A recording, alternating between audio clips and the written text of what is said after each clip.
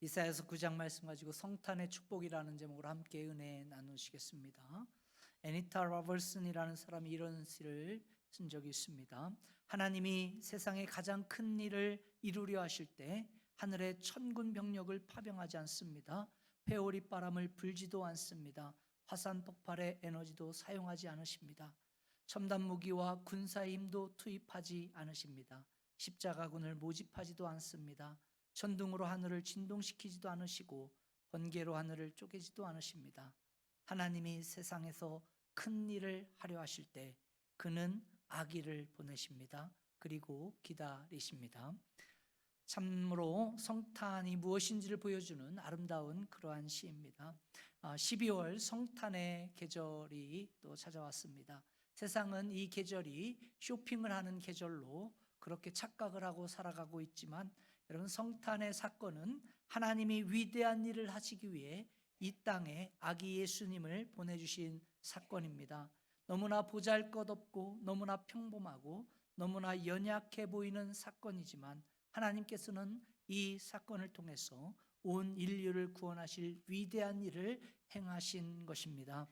우리 인간들은 눈에 보이는 어떤 가시적인 파워, 어떤 가시적인 능력들을 자랑하고 그 파워를 행사해야지 큰 일을 한다, 할 수 있다, 이렇게 생각하는데, 그러나 하나님은 그렇지 않습니다. 죄 많고 연약한 것처럼 보이지만 하나님은 한 아기의 탄생을 통해서 누구도 정말 감히 할 수 없는 크신 일을 인류 가운데 행하신 것입니다.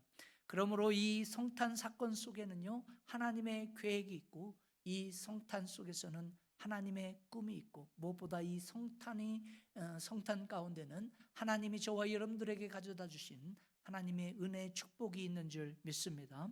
오늘 같이 읽은 본문 말씀 보면 구약 성경 가운데 대표적으로 나타난 대표적인 메시아닉 예언의 말씀이 기록되어 있죠.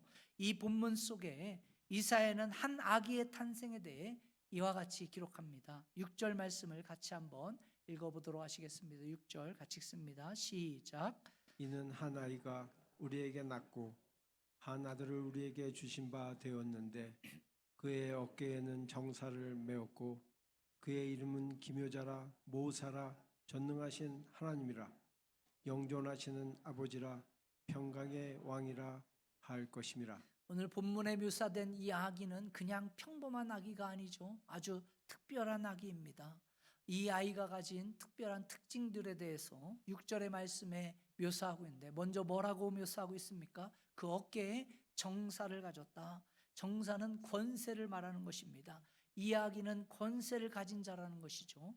그리고 그 아이의 이름의 특징이 5가지로 지금 나열되어 있는데, 그런데 이 5가지 이 이름은 한결같이 이 아이의 성품과 또한 그분이 어떠한 분인가를 묘사해 주고 있는 것입니다. 첫 번째로 뭐라고 이야기하고 있습니까?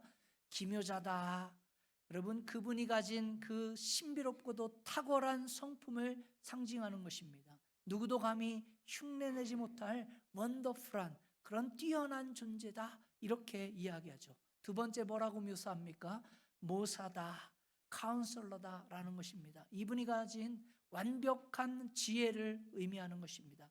이 세상에 많은 카운셀러, 상담들이 있지만 완벽한 지혜를 가지고 인생의 모든 해답을 풀어줄 그와 같은 상담자, 그와 같은 카운셀러는 존재하지 않죠. 그러나 오직 오늘 이 모사라 표현된 이분 한 분이 바로 완벽한 그러한 지혜를 가진 그와 같은 분이시다 이야기하는 것입니다. 세 번째로 뭐라고 이야기합니까? 전능하신 하나님이시다. 이분은 단순히 뛰어나고 지혜만 있는 분이 아니라 하나님이시라는 거예요. 100% 하나님이신, 신성을 가지신 하나님이시다, 그런 말씀이죠. 네 번째 뭐라고 묘사합니까? 영존하신 아버지다. 에버레스팅 파더다. 영원하신 아버지, 처음과 끝이 되시고 어제나 오늘이라 영원토록 동일하신 그와 같은 하나님, 아버지. 그리고 5번째, 이분을 뭐라고 묘사하고 있습니까? 평강의 왕이다. 정말 이 땅 가운데 있는 것은 미움과 다툼이죠. 깨어짐이 있는 것입니다. 이 다툼 있고 미움 있고 깨어짐 있는 이 세상에 오셔서 참된 평화를 가져오신 분, 그 주인공이 바로 이 아이라는 것입니다. 여러분, 이처럼 이 아이는 뛰어나고 지혜를 가지고 있고 하나님이시며 영원히 변치 않는 그런 목자가 되시는 그와 같은 우리에게 참 평안을 가져오신 권세를 가지신 분이다, 지금 이렇게 묘사하고 있는데, 여러분, 이분이 누구일까요? 이분은 지금부터 2000년 전 이 땅에 오신 예수 그리스도 하나님이신 것입니다.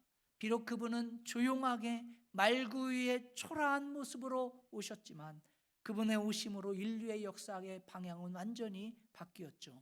이 성탄 사건 속에는 하나님의 위대한 계획과 꿈이 있는 것입니다. 죄악 가운데 멸망하는 그 인류를 구속하고자 하는 그 하나님의 은혜의 축복이 있는 것이죠.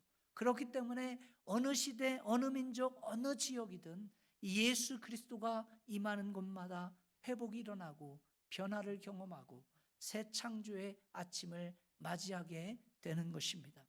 저는 우리 개인의 인생도 마찬가지라고 생각합니다. 저와 여러분들의 삶 속에 이 땅에 오신 예수 그리스도가 찾아오실 때, 그때 이런 참된 회복이 있죠.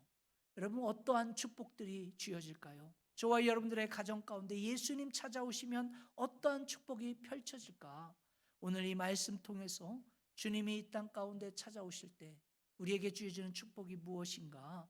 첫 번째, 여러분, 먼저 우리가 경험하게 될 이 성탄의 축복은요, 바로 잃어버린 존재의 존귀함을 회복하는 것입니다. 여러분은 여러분 스스로가 존귀하다라고 그렇게 생각하십니까? 나는 참으로 존귀한 사람이야 라고 여러분 거울고 싶으실 때마다 존귀한 자가 여기 있네, 이렇게 하십니까? 그렇지 않죠. 대부분 많은 분들이 대답은 그렇게 물어보면 그렇다라고 대답은 하지만 속으로 생각할 때 어떻게 생각합니까? 참 답답함이 있죠. 얼굴 보면서 답답함이 있습니다. 내 스스로 어떻게 생각해요? 많은 분들이 참 나는 어떻게 보면 이 세상에 그냥 던져진 존재, 버려진 존재다. 어떻게 보면 참 비난받고 멸시당하는, 그럴 수밖에 없는 존재다. 아주 쓸모없고 가치 없는 존재다, 이렇게 생각하는 경우가 굉장히 많죠. 무엇보다 우리 한국 분들 같은 경우에는 문화적으로 뭐가 있습니까? 이 체면의 문화가 있다 보니까 의식하든 안 하든 뭐 하게 돼 있어요? 다른 사람과 많이 비교하게 되어 있습니다. 그러다 보니까 옆집 순이가 좋은 차 차고 다니면 나는 어떻게 해야 돼요? 더 좋은 차 사야 된다라는 그러한 압박감을 가지고 살아가는 게 있죠. 옆집 철수가 뭐 조금 더 잘한다 그러면 나는 더 어떻게 해야 돼? 더 뭔가를 해야 된다는 그러한 중압감 있죠. 그리고 아내분들 저기 누구 아빠는 지금 이사 돼가지고 임원 돼가지고 있는데 지금 여전히 부장밖에 못하느냐고. 부장도 얼마나 좋아요. 근데 임원 못한다고. 왜냐하면 비교하게 되니까. 그러면서 어떻습니까? 남과 뭔가 이렇게 잘하는 것이 우리 스스로의 가치를 증명한다라고 믿는 이와 같은 사람. 여러분, 눈에 보여지는 환경과 여건으로 자기 자신의 가치를 평가하다 보니까 당연히 남과 비교하죠. 그래서 남과 비교해서 조금 내가 좀 난 것 같다 하면 어떻게 해요? 우쭐하죠. 그리고 교만합니다. 그리고 무시하고요. 그리고 남과 비교했을 때 조금 내가 좀 못한 것 같다, 하는 게 없다 하면 어떻습니까?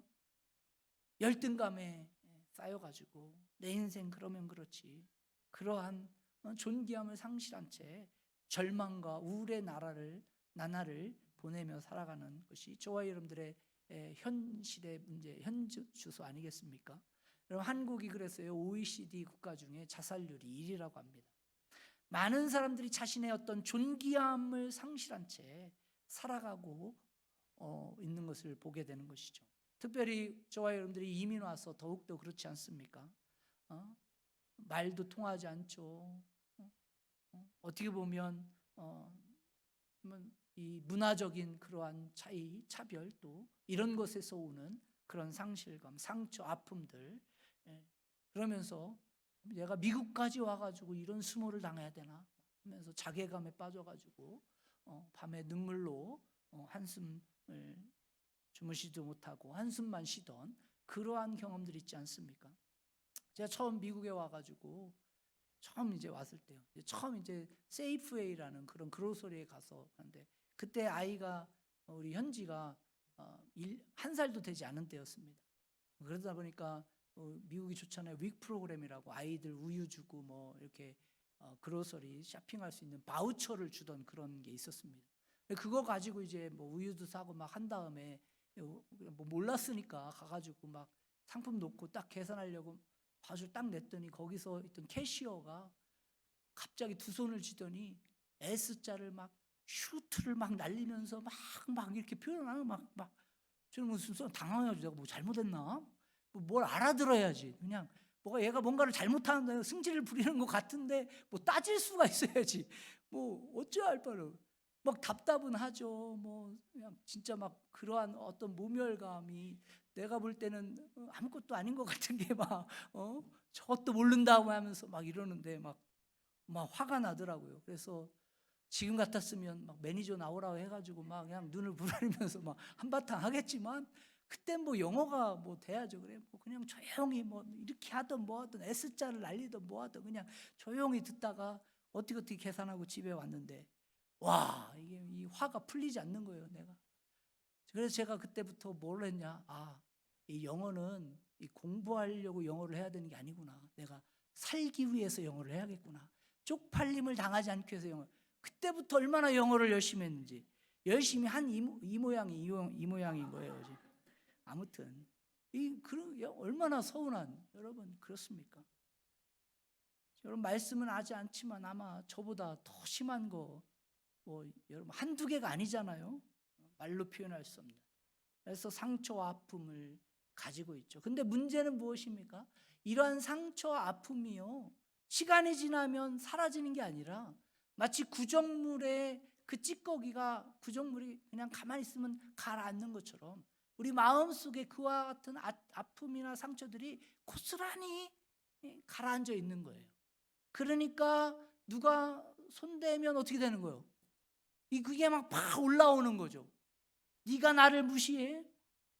막 하면서 막 삿대질을 하고 S자가 아니라 F자를 막 하면서 막 이러게 되는 이게 문제예요. 그래서 그와 같은 상처 아픔의 문제는 뭐냐면 나를 바라보는 스스로를 바라보는 시각조차도 망가진 그러한 모습으로 보게 된다는 거죠.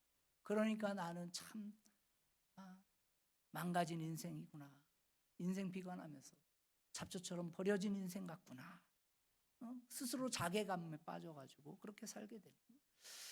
그러나 여러분 성경이 가르쳐 주신 하나님이 우리 인간을 향한 우리 모습이 무엇입니까? 원래 하나님은요 저와 여러분들 창조하실 때 가장 존귀한 존재로 창조하셨습니다.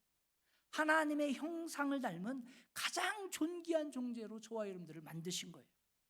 근데 우리 인간이 범죄함으로 말미암아 죄가 들어와서 어떻게 해요? 그 존귀함이 상실해버리죠. 그래서 우리는 그 죄 가운데 살면서 수치와 멸시 가운데 살아가게 되는 겁니다. 그런데 여러분 누가 이 땅 가운데 오신 거예요? 예수님 이 땅에 오심으로 말미암아 이런 어둠의 밤을 지나가고 존귀함의 그것들을 회복할 수 있는 새 축복의 아침이 저와 여러분들 가운데 찾아온 줄 믿습니다. 그래서 1절 2절 말씀해 보면 뭐라고 기록하고 있는가 같이 한번 읽어볼까요? 시작. 전에 고통받던 자들에게는 흑암이 없으리로다. 옛적에는 여호와께서 스불론 땅과 납달리 땅이 멸시를 당하게 하셨더니 후에는 해변길과 요단 저쪽 이방의 갈릴리를 영화롭게 하셨느니라. 흑암에 행하던 백성이 큰 빛을 보고 사망의 그늘질 땅에 거주하던 자들에게 빛이 비치도다. 여기에서 여러분 전에라는 곳하고 후에라는 곳에 동그라미를 하시고요. 이것을 잘 살펴볼 필요가 있습니다. 주목해야 돼요. 여기에서 전에는 뭘 의미합니까? 메시아가 오시기 전에 그 상태가 어떠했는가? 아직 예수님께서 이 땅에 오시기 전에 메시아가 탄생하기 전까지 그 지역의 상황은 고통의 상황이라는 겁니다. 멸시받는 그러한 땅이다 이렇게 기록하고 있죠. 1절에 기록한 이 스불론 땅과 납달리 땅이 바로 그런 거예요. 전통적으로 유대인들이 멸시했던 지역이죠. 이 지역은 갈릴리 서북쪽의 지역을 말합니다. 사실 이방인들이 팔레스타인을 공격할 때마다 이곳을 꼭 지나가야 했죠. 관문이었습니다. 그러다 보니까 그 지역에 살고 있던 사람들은 이 외적의 침공을 받고 약탈당하고 빼앗김을 당하며 이방인들로 거주하게 살았습니다. 그러니 여러분, 갈릴리 이 북쪽에 있던 땅은 전통적으로 멸시받아왔던 그러한 땅인 거예요. 그 지역에는 뭐가 없어요? 영광이 없습니다. 많은 사람들이 외면하고 누구도 알아주지 않았던 그러한 땅인데, 이런 갈릴리 땅을 누구도 존귀하게 여기지 않았던 그런 땅인데 누가 오시면서부터 어떻게 변화됐는가? 2절에 보니까 메시아가 오면서부터 이 땅이 어떻게 변했는가? 2절 같이 읽습니다. 시작.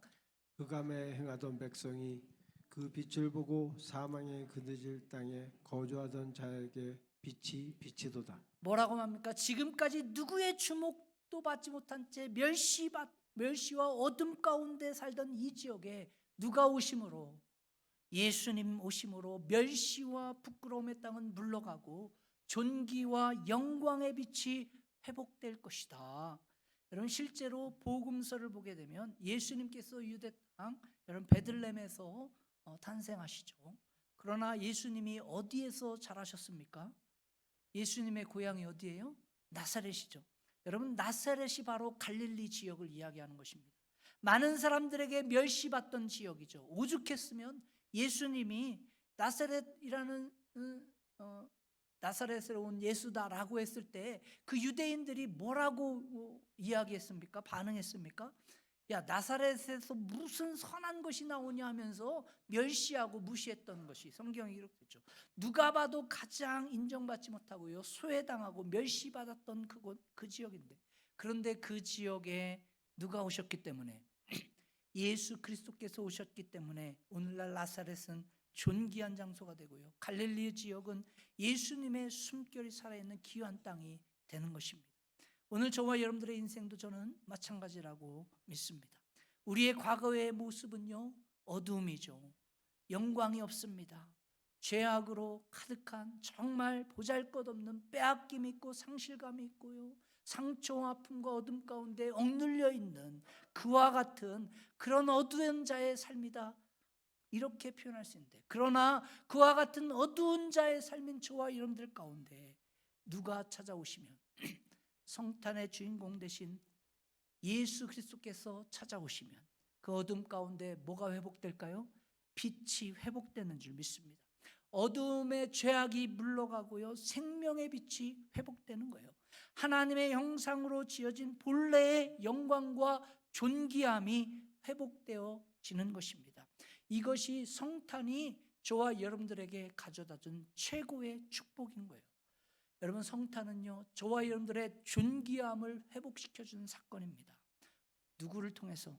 예수 그리스도가 이 땅에 오심으로 말미암아 우리는 이 죄악된 세상에서 썩어져 죽음으로 끝날 그와 같은 그런 어두운 사망의 가운데 거하던 인생이었는데, 하나님의 형상으로 다시 재창조해주시고 하나님의 자녀로 다시 새롭게 새 사람으로 모여주시는, 빚어주신, 불러주신 그 사건이 뭐라는 거예요? 그게 예수님 이 땅에 오신 성탄의 사건이다. 2000년 전 이 땅 가운데 하나기가 오심으로 우리에게 주신 성탄의 축복이다. 여러분, 이 사실을 믿으십니까? 여러분, 예수님 이 땅에 오심으로 저와 여러분들은 하나님이 보고 두기에도 아까운 귀한 존귀한 존재가 된 줄 믿으시기 바랍니다. 무슨 존재가 됐어요? 존귀한 존재. 그게 뭐예요? 그게 하나님의 자녀예요. 저와 여러분들은 하나님의 자녀가 된 겁니다. 이 존귀함의 회복이요, 성탄이 준 정말 귀한 축복이에요. 시카고에는 한 자매의 간증이 있는데요, 교회가 건축을 마치고 이제 여성교회원들이 같이 모여가지고, 자, 우리 교회를 위해서 어떤 역할을 우리가 하나하나 감당할까, 이것을 놓고 대화를 나누고 모여서 회의를 했대요. 저는 우리 교회 여선교가 이와 같은 여선교가 되어지길 주님 간절히 축원드립니다. 아멘도 안 하시네. 오늘 여선교회 총회하는데 교회를 위해서 내가 어떠한 역할을 할까? 어떻게 헌신할까? 이런 거 고민해야지. 모여가지고 그 얘기 들었어? 이 집사 그랬다는 거 들었어? 저 집사 그랬다는 거 들었어? 교회가 이러면 되겠어? 이런 얘기하면 되겠습니까? 여러분, 교회를 위해서 내가 어떻게 헌신하고 사역할까? 이런 거 고민하시고 상의하시길 주님 간절히 축원드립니다. 근데 이분이 사실 시카고에 오신 대부분 많은 분들의 이 이민하신 분들은요, 굉장히 학력이 높으세요.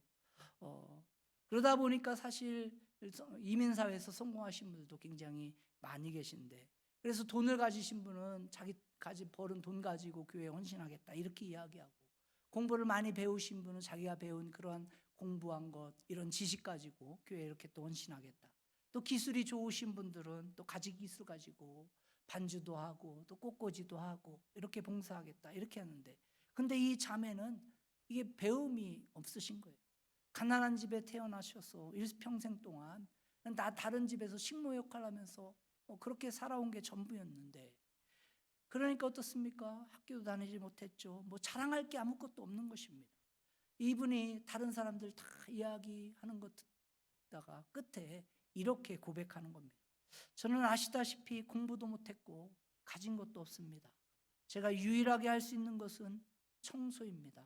저에게 화장실 청소를 맡겨주시면 화장실을 아주 깨끗하게 아름답게 잘 청소하겠습니다. 그래서 그때부터 이 자매님이 교회 화장실 청소를 했는데, 얼마나 화장실 청소를 깨끗하고 깔끔하게 하는지, 청소할 때마다 정말 그 얼굴빛이 빛나가지고 주변에 모든 보는 사람들이 은혜가 되는 거예요. 나 같은 죄인 살리신 그 주님의 은혜가 감사해서 그거 가지고 연기도 닦고 화장실도 닦고 청소하는, 여러분, 저는 이게 하나님이 허락하신 하나님의 자녀됨의 존귀함이라고 믿습니다. 우리가 뭐를 잘해야지 하나님이 그런 게 아니라는 것이죠. 저와 여러분들이 무엇 때문에 존귀함을 받을까요? 좋은 대학을 나와야지, 좋은 업적을 이루어야지, 여러분 좋은 뭔가 돈을 많이, 아닙니다. 하나님이 저와 여러분들을 어떠한 상황 어떠한 여건 가운데 일지라도 누구로 삼아주신 거예요? 하나님의 자녀로 불러주신 줄 믿습니다. 그래서 내가 어디에서 일을 하느냐, 내가 무엇을 해서 돈을 얼마나 버냐, 이게 저와 여러분들의 존귀함을 얻는 그런 가치가 아니라는 거예요. 내가 얼마나 많은 것을 가졌는가, 그런 것이 나를 존귀하게 만드는 것이 아니라는 거예요. 저와 여러분들의 존귀함과 가치는 내가 하나님과 어떠한 관계에 있는가, 그것이 저와 여러분들을 존귀하게 만드는 줄 믿습니다. 2000년 전 이 땅에 오신 예수 그리스도로 말미암아 하나님과의 그 깨어진 관계가 다시 회복되어져서 하나님의 자녀가 되어졌다, 이 사실이 저와 여러분들의 인생의 최고의 존귀함인 줄 믿습니다. 그래서 여러분, 저와 여러분들이 하나님의 자녀됨에 대한 이 존귀함을 다시 회복하고 발견할 때, 여러분 그때 여러분 우리는 회복할 수 있는 거예요. 여러분, 이 성탄에 여러분들이 발견할 최고의 축복은 뭐냐? 바로 그겁니다. 하나님이 나를 하나님의 자녀 삼아 주셨다. 이게 정말 내 인생의 최고의 존귀함이다. 여러분, 아무리 세상에 잘 나간 사람이라고 해도, 아무리 많은 재산을 가지고 있는 사람이라 해도, 그 안에 예수 그리스도 없고 하나님과 관계가 깨어진 상태로 살아간다라면, 여러분 그 인생은 죽은 인생입니다. 그러나 아무리 보잘것없는 것처럼 보여도요, 아무 능력 없는 것처럼 보인다 할지라도 그 안에 예수 그리스도가 있다라면, 예수 그리스도로 말미암아 하나님과의 깨어진 관계가 회복되어진 그러한 상태로 살아간다면 그 인생이 최고로 존귀한 인생이 된 줄 믿습니다. 여러분, 사랑하는 성도님들, 저와 여러분들은 원래 가치 없는 그런 존재였죠. 원래 보잘것없는 존재였죠. 우리가 뭔가 잘난 것 같고, 뭔가 이쁜 것 같고, 뭔가 튼튼한 것 같다 보이지만, 우리의 원래의 모습은 어땠습니까? 원래 뭐예요? 아무것도 아닌 그러한 존재였죠. 그러나 살아계신 예수 그리스도, 그 주님의 사랑, 그 주님의 능력으로 우리가 뭐가 된 거예요? nothing인 인생이 something이 된 줄 믿습니다. 하나님의 자녀가 된 거예요. 여러분, 내가 하나님의 자녀가 되었기 때문에 우리가 존귀한 줄 믿습니다. 예수님이 이 땅에 오심으로 말미암아 내가 하나님과의 깨어진 관계가 회복되어져서 그래서 하나님의 자녀가 되었다. 이게 존귀한 거예요. 그래서 하나님을 아빠, 아버지다 이렇게 부를 수 있게 된 사건, 이게 성탄이 가져다 준 최고의 축복인 줄 믿습니다. 이런 면에서 여러분 가지지 못했다고 해서 열등감 가지고 사실 필요 없습니다. 많이 배우지 못했다고 해서 여러분 열등의식 가지고 살아갈 필요 없어요. 다른 사람들처럼 위대한 업적을 이루지 못하고 했다고 해서 좋은 직장이 아니다 할지라도 여러분 꿀릴 필요 1도 없습니다. 왜? 나는 뭐다? 하나님의 자녀다. 그래서 우리 그리스도인들은 뭘 자랑하면 될까요? 네, 우리는 예수 그리스도로 말미암아 하나님의 자녀가 됐다. 예수님 십자가에서 나를 위해 죽으시고 부활하심으로 내가 하나님의 자녀가 됐다. 이거 자랑하면 되는 것입니다. 그 사실로 인해 우리는 여러분 하나님의 자녀로 긍지 가지고 살아갈 수 있는 줄 믿습니다. 이것이 성탄의 계절에 저와 여러분들이 경험해야 할 성탄의 축복이죠. 한 걸음 더 나가서 성탄이 가져다준 축복은 뭡니까? 잃어버렸던 참된 기쁨과 행복을 회복하는 거예요. 우리 3절 말씀을 다시 한번 읽어보실까요? 3절 시작. 주께서 이 나라를 창성하게 하시며 그 즐거움을 더하게 하셨으므로 추수하는 즐거움과 탈취물을 나눌 때의 즐거움 같이 그들이 주 앞에서 즐거워하오니. 여러분 누가 나라를 부강하게 하고 창대하게 하고 강성하게 합니까? 여러분 국가를 누가 책임져 주세요? 주님이십니다. 인간의 기술과 탁월한 능력, 리더십 이런 게 여러분 나라를 강성하게 하는 게 아니죠. 여러분의 사업터 직장 누가 강성하게 하고 누가 번창하게 하고 누가 이끌어 가십니까? 주님이 하십니다. 마찬가지로요. 저와 여러분들의 인생의 참된 기쁨과 행복은 누가 주실까요? 여러분들이 열심히 노력해서 여러분이 뭔가를 이루어서 그렇지 않습니다. 그러나 많은 사람들이 하나님이 부어주시는 이 기쁨을 소유하지 못한 채 인간의 어떤 쾌락과 인간적인 방법으로 행복을 추구하고 기쁨을 쫓아가다 보니까 여러분 행복하지도 않고 그저 허무하게 인생을 살아가는 것을 보게 되죠. 요즘 이 MZ세대들 특별히 이 시대에서 강조하는 중요한 철학 아니면 중요한 사상이 뭡니까? 그게 바로 셀프라는 거예요. 내가 중요하다는 겁니다. 내가 모든 것을 결정할 수 있고 내가 모든 것의 기준이다라고 믿는 거예요. 그래서 강조하는 내용들이 뭡니까? 너 안에 행복도 네 안에 있고 성공도 너의 안에 있고 모든 것이 다 너의 안에 있으니까 너 안을 잘 해라 이런 것입니다. 근데 여러분 안을 잘 들여다보십시오. 행복이 보이십니까? 여러분 안을 보면 막 기쁨이 넘쳐요? 또 여기 계신 분들은 다 그렇다고 또 하시는데 여러분 우리 인간은요 인간 스스로를 보면요 뭐밖에 안 보여? 죄밖에 없어요. 쓰레기밖에 보이지 않아요. 얼마나 추악하고 더러운지.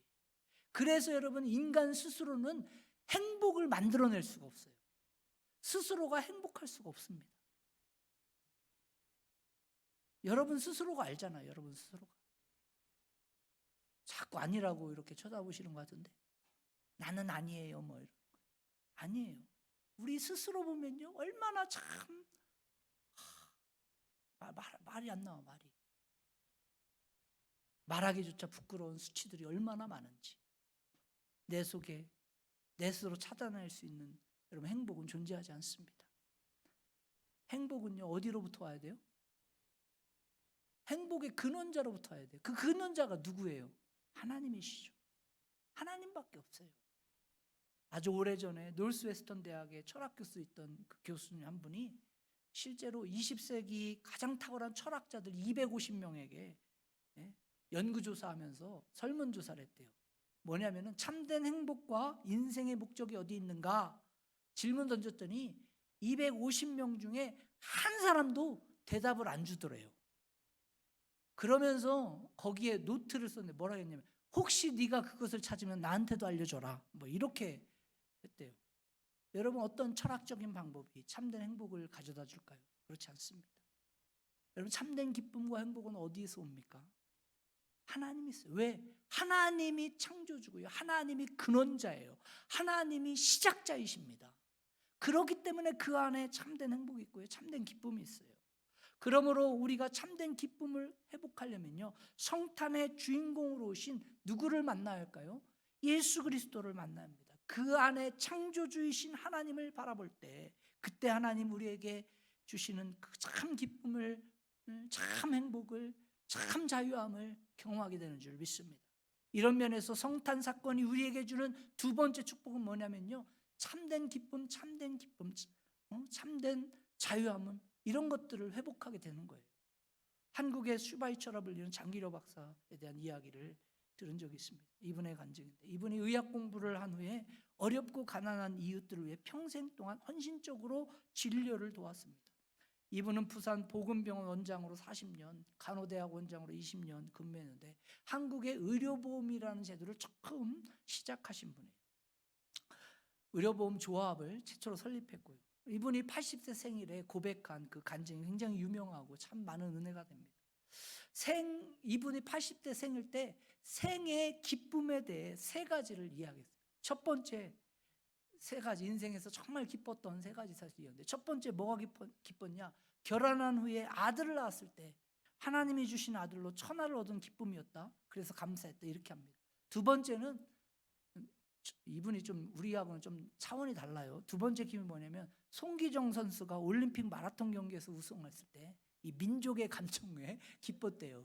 우리는 전혀 그런 거 가지고 기뻐하지 못하지만 이분은 거기에 기뻤대요.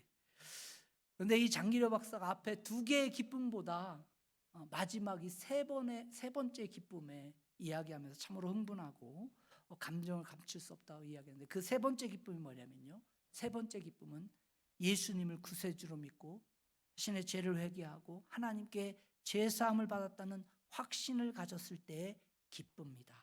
이렇게 고백합니다. 이 기쁨에 비교하면 앞에 두 가지 기쁨은 하찮은 것에 불과하다. 이렇게 고백하시는 거예요. 사랑하는 성도님들, 여러분들은 여러분들의 삶의 기쁨이 어디에 있으십니까? 여러분 뭐 때문에 기쁘세요? 목사님, 기쁜 게 없어요 요즘에. 다 이러신 것 같은데. 오늘 많은 사람들이 기쁨의 삶을 살아가지 못하는 것 같습니다. 보기에는 그냥 괜찮은 것 같고 뭐 나름대로 그냥 살아가는 것 같은데 그 안에는요 어둠과 근심이 많고요 불안과 공포와 두려움이 얼마나 많은지 모릅니다. 그래서 많은 분들이 죽지 못해 살아가는 것처럼 그렇게 인생을 하루하루 살아가는 모습이 보이는데 여러분 한국의 한 대기업에서 오래전에 20대에서 50세까지 남녀 50명을 대상으로 웃음에 관한 생활의 그런 설문조사를 했대요. 그 결과 여러분 보통 한국 사람들이 하루에 보통 10번 정도 웃는데요. 10번 정도 웃는데 그 시간이 한 번 웃을 때마다 8.5초, 8.6초인가? 이렇게 웃는데요. 그러니까 하루에 10번 웃으니까 하루에 얼마 동안 웃는 거예요? 초로 따지면 86초 웃는 거예요. 여러분 86초는 1분 매요? 1분 26초. 그러니까 24시간 동안 몇 초 웃는다고요? 1분 26초. 여러분 한번 생각해 보십시오. 하루가 24시간이고 분으로 따지면 1440분이고 초로 따지면 86,400초인데 그 86,400초 가운데 몇 초 웃는다고? 86초 웃는다는 거예요. 대신 근심은 몇 시간 하느냐? 이건 시간으로 따져야 돼. 근심은 3시간 한대요. 3시간.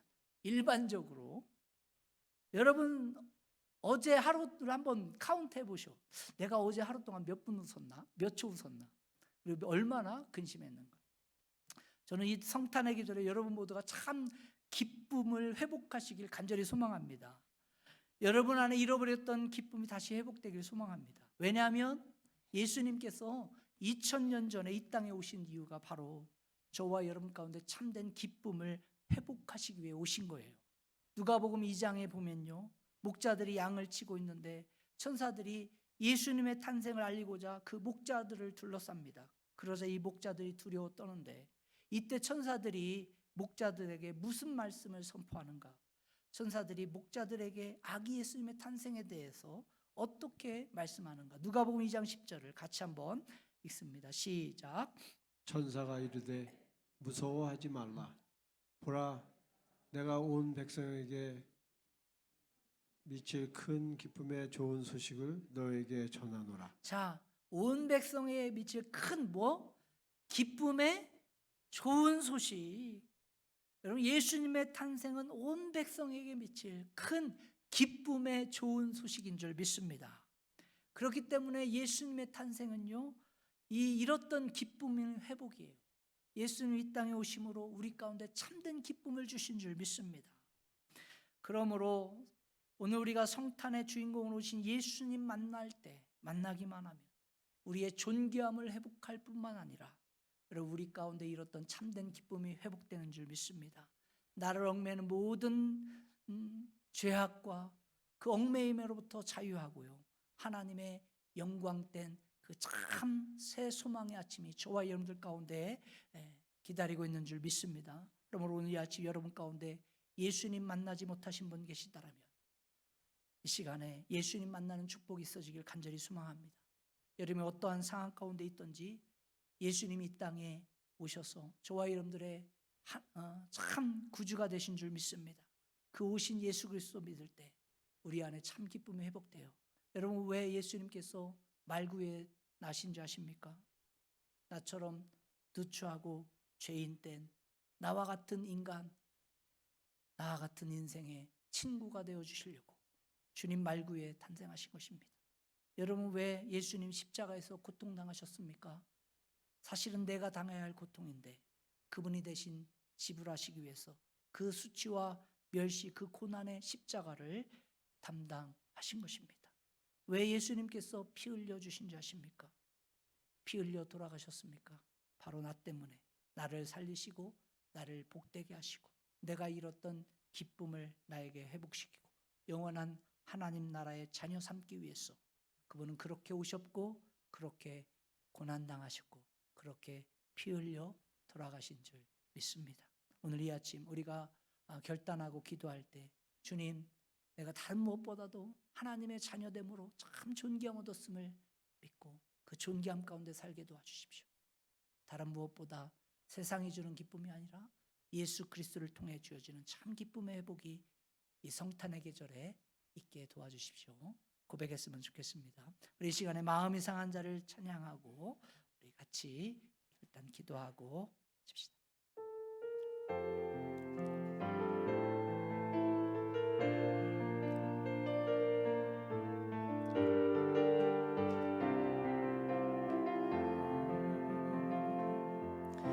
마음이 상한 자를 고치시는 주님, 하늘의 아버지 날 주관하소서. 주의 길로 인도하사 자유케 하소서. 새 일을 행하사 분케 하소서. 의의 줄이고 목이 마르니 성령의 기름 부으소서.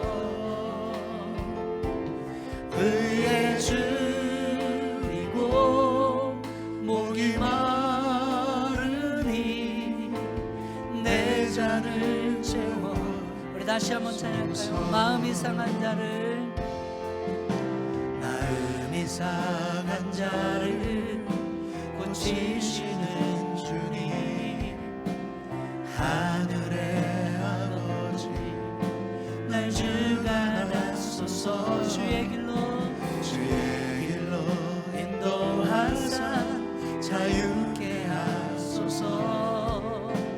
새 일을 행하사 분케 하소서. 의의 주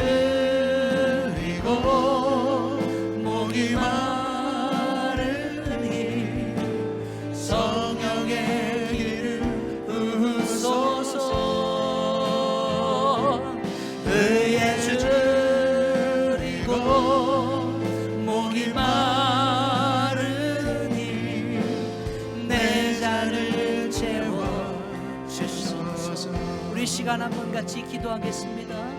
우리가 예수 그리스도가 없다라면, 하나님이 우리 안에 거하시지 않는다라면 우리는 버려진 인생이고 절망과 고통과 상처 아픔 가운데 그저 그렇게 살아갈 수밖에 없지만, 예수님이 이 땅에 오심으로 말미암아 하나님의 자녀된 줄 믿습니다. 아버지, 그 존귀함이 우리 가운데 있어지게 하시고 정말 세상이 주는 기쁨이 아니라 하나님이 주시는 참된 기쁨으로 다시 일어날 수 있게 해달라고 이 시간 주여 한번 힘차게 부르고 기도하며 나가겠습니다. 기도합니다. 주여, 아버지, 예수님, 나처럼 누추하고 죄악된 이 죄인의 친구 되기 위해 정말 그 누추한 말구에 오셔서 십자가에 고통당하신 줄 믿습니다. 오늘도 피 흘려 죽으신 그 주님의 그 십자가의 사랑으로 말미암아 하나님의 자녀 되어져 세상이 줄 수 없는 참된 기쁨으로 믿음으로 일어나게 도와주십시오. 그리고 목이 마르니 성령의 기름 부으소서. 의의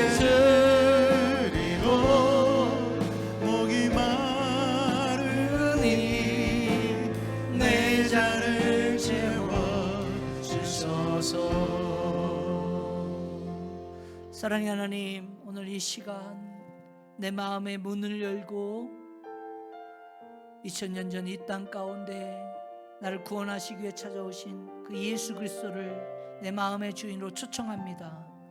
예수님, 내 인생의 중심에 오셔서 나의 주인이 되어 주십시오.